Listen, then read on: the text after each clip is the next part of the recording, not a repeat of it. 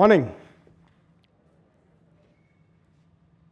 I'm here to share a few of my life lessons, which I hope will echo in your future. Because what I'm going to share with you, in spite of all the changes that we have around us, perhaps will not change.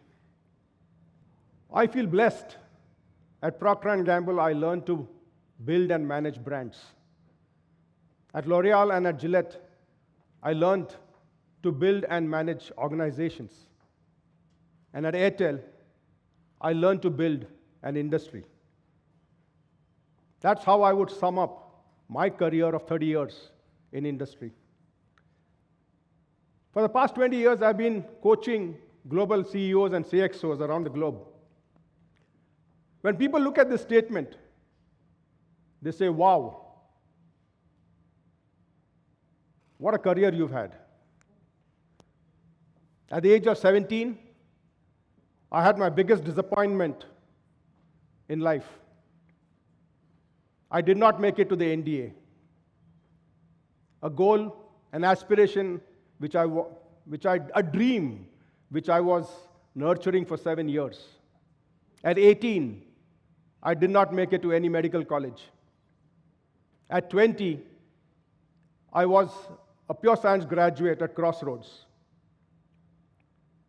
In this turmoil, I remembered my sir, Mr. Andrade.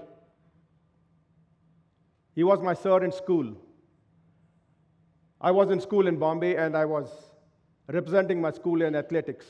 It was one of the races that I was running. I tripped and I fell. By the time I got up, the race was almost over. I stepped aside of the track and Mr. Andrade came the way he walks. He was a big man. He held my little head in his big palm that way, looked straight into my eyes, and he said, Jagdish, I asked you to represent the school. I didn't ask you to win the race. You should have finished the race. Remember one thing, son. In life, complete what you have started. It helped me build resilience. Thank you, sir, for those life lessons. We all make mistakes. The question to ask is, do we learn from it? In my 70 years, I witnessed a whole lot of change. Change which was probably not imagined by my generation. We welcomed it, perhaps with a little bit of suspicion, but with an open mind.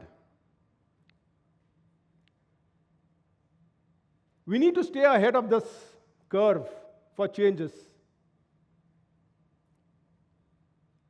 Stay ahead of the curve to be with our authenticity and to remain authentic. Being open to change is about a growth mindset that allows us to be authentic and allows us to be what we want to be at our core.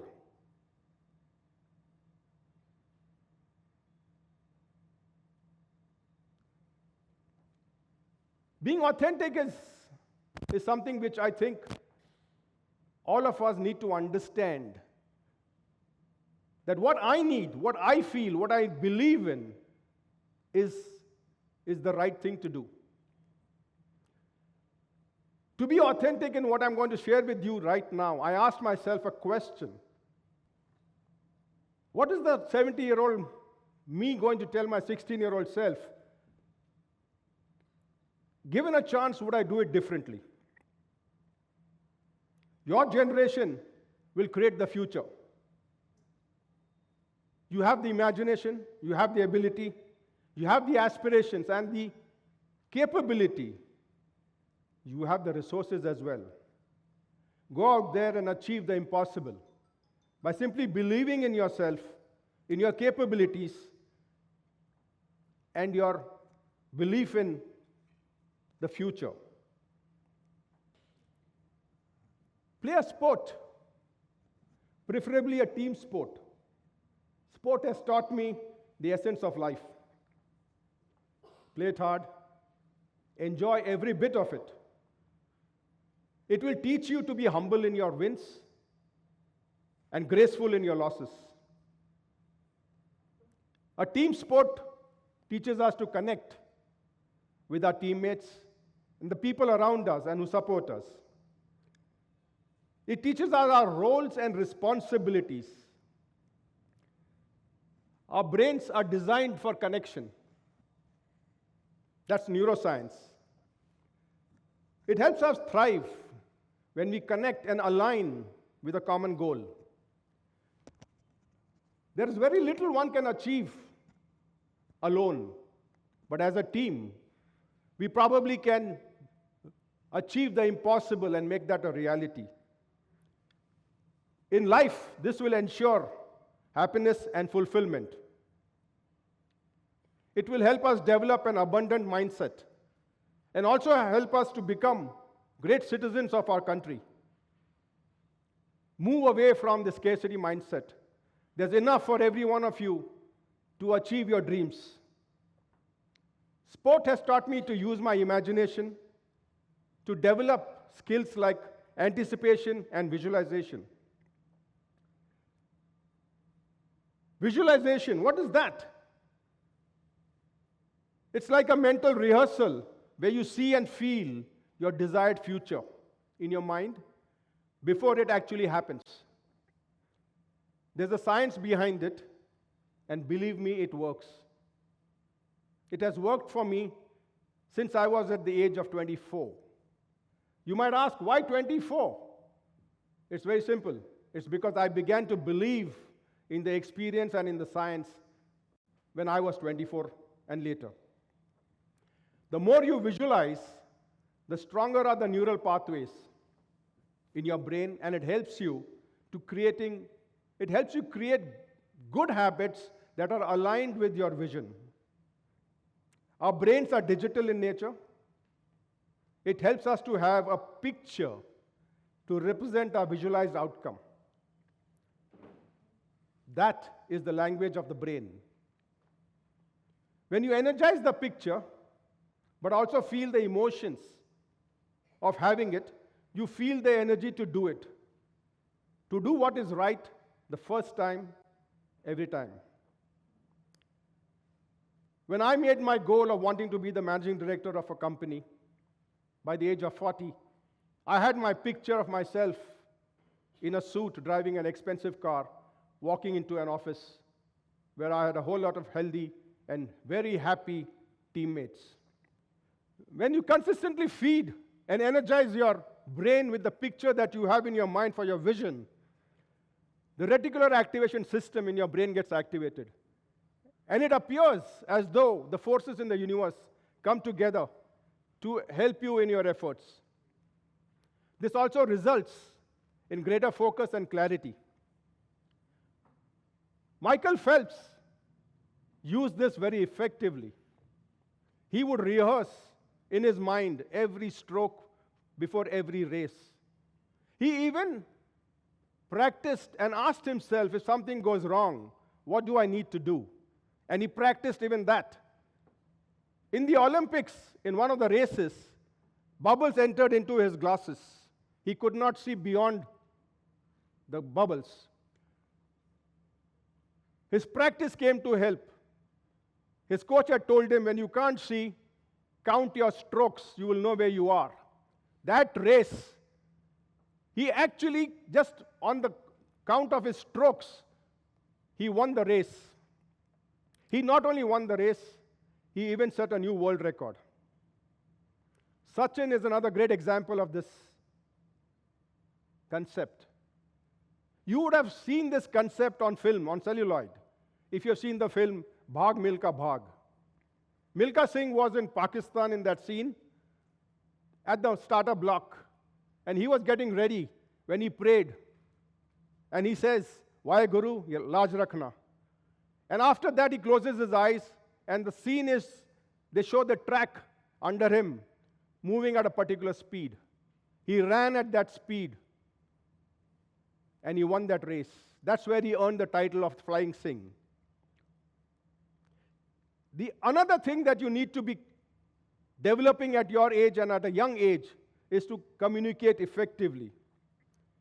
Communication helps us to bond. Communication helps us to bond with others, which is so important for the brain. Languages are a great tool for this. Please learn as many languages as you can, as possible. I'm sure it will help you, and you will appreciate it at a later stage in your life. Be curious. Be curious in your communication. Learn to ask discovery questions. Even if you are considered to be an expert,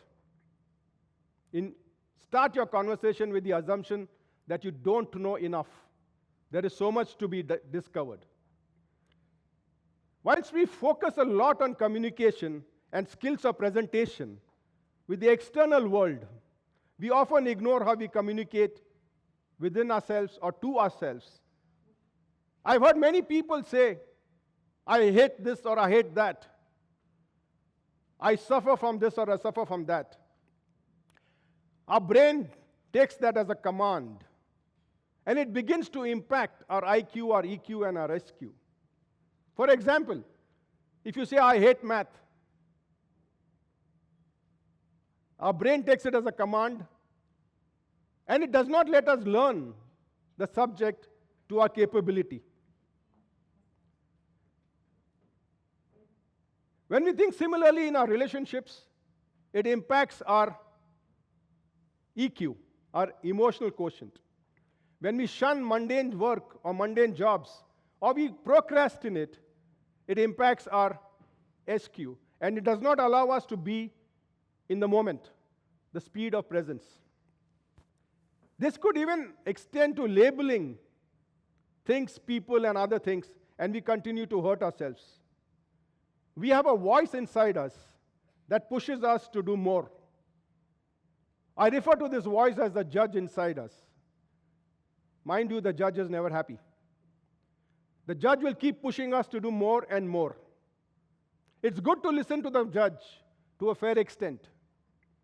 But when it pushes you to a scarcity mindset, we need to handle the judge and listen to the sage inside us. I often tell my judge, I've heard you, now let me listen to the others. Listening at a deep level is an integral part of effective communication. You have to be completely present to be a deep listener. For such presence, we need to be at the speed of presence. Speed of presence helps you know what to do when you actually don't know what to do. And that's a great leadership skill for the future.